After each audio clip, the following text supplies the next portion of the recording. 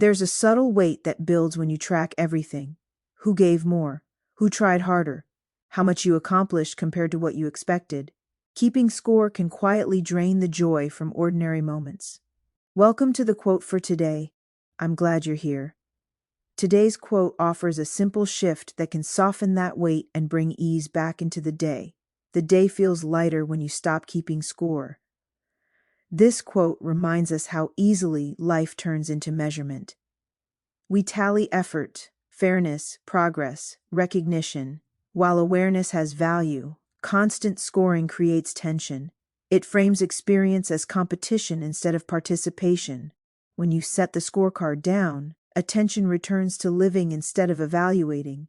Conversations feel freer, effort feels more genuine. Small moments regain their value because they're no longer filtered through comparison or expectation.